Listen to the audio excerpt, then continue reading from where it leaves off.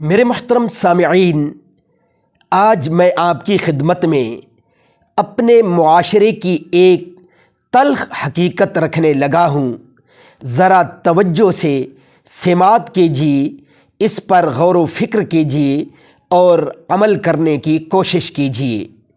میرے محترم سامعین، ہمارے معاشرے میں اپنے بیٹے یا بھائی کے لیے جب رشتہ ڈھونڈا جاتا ہے تو لڑکی کی خوبصورتی، لڑکی کی شرافت، لڑکی کے کام کاج، لڑکی کا رہن سہن، لڑکی کی تعلیم، لڑکی کا خاندان، لڑکی کا جہیز، لڑکی کا جائیداد میں حصہ، لڑکی کی پیدائش سے اس کی جوانی تک کی ہسٹری جس کی گواہی بھی شرط، اور لڑکے کے لیے صرف اس کی نوکری ہونا ہی بہت ہے۔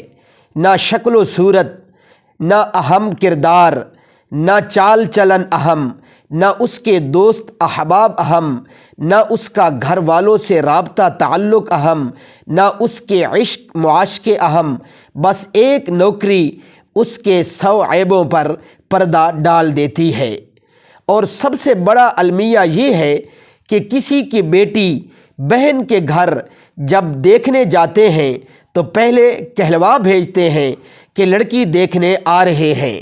وہاں لڑکی کے دل پہ کیا گزرتی ہے جو دل و دماغ میں مرتی، تڑپتی، دعائیں مانگتی، سوچتی، پاگل ہوتی ہے کہ کیا ہوگا، میں پسند آؤں گی یا نہیں، پسند نہ آئی تو لوگ کیا کہیں گے، پسند آ بھی گیا تو وہ لوگ کیسے ہوں گے، وہ لڑکا کیسا ہوگا، جیسے ہزاروں سوالات۔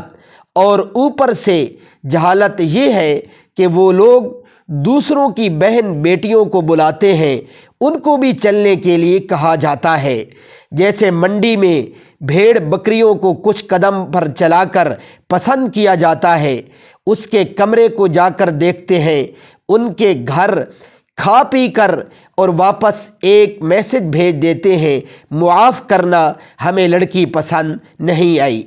اف، ایسے لوگوں کو تیل کی گرم کڑھائی میں ڈال دینا چاہیے۔ ظالموں، ایک نہیں 10 بار رشتہ نہ کرو، مگر وہاں لڑکی دیکھنے کسی بہانے سے بھی جایا جا سکتا ہے۔ جب تک پسند نہ آئے رشتے کی بات نہ کیا کرو۔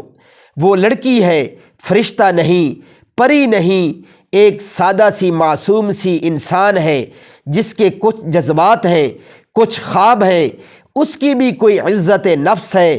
خدا را اپنے چاند سے بیٹوں کے لیے پریاں ضرور ڈھونڈیں، مگر کسی کی بہن بیٹی پر عیب لگا کر نہیں، کسی کی آہ لے کر نہیں، کسی کی بد دعا لے کر نہیں۔